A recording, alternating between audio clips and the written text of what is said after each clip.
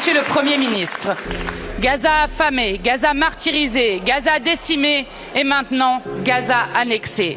20 mois de génocide, 53 000 Palestiniens, 20 000 enfants, des centaines de journalistes et de soignants, tous méthodiquement assassinés. Dimanche, Netanyahou a lancé l'offensive dans la bande de Gaza. Son but, déporter le peuple palestinien. Depuis cet hémicycle, nous disons à Netanyahou et à ses soutiens inconditionnels, Gaza ne sera jamais israélienne. Des Palestiniens transformés en squelettes par une famine utilisée comme arme de guerre, les hôpitaux rasés, l'horreur d'un nettoyage ethnique. Devant le premier génocide filmé en direct de l'histoire de l'humanité, personne ne pourra dire qu'il ne savait pas. Des voix s'élèvent de plus en plus nombreuses, mais Monsieur le Premier ministre, les mots n'arrêtent pas un génocide.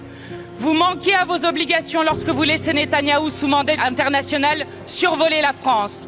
Vous manquez à vos obligations lorsque vous tardez à convoquer le Conseil de sécurité de l'ONU pour mettre Israël et la communauté internationale face à leurs responsabilités. Vous manquez à vos obligations quand vous n'agissez pas pour suspendre immédiatement l'accord d'association entre l'Union européenne et Israël. Vous manquez à vos obligations quand vous refusez d'interdire les exportations d'armes. Ces obligations sont pourtant les vôtres, au titre de la Convention pour la prévention et la répression du crime de génocide.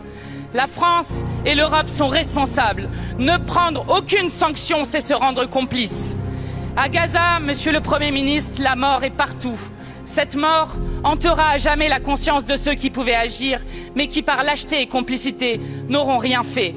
Monsieur le Premier ministre, comptez-vous reconnaître l'État de Palestine lorsqu'il n'y aura plus de Palestiniens? Nous n'oublions jamais, permettez-moi de vous le dire, que cette explosion, avec les drames qu'elle a causés, a eu un détonateur. Et le détonateur qui a été voulu par le Hamas, c'est ce qui s'est passé le 7 octobre avec un pogrom.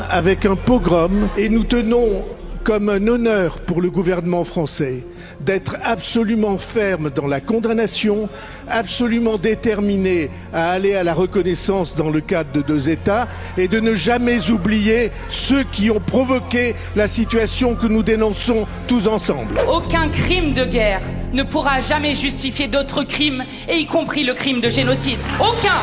La France doit cesser d'être complice du génocide palestinien. Quand agirez-vous? Quand arrêterez-vous de regarder Gaza mourir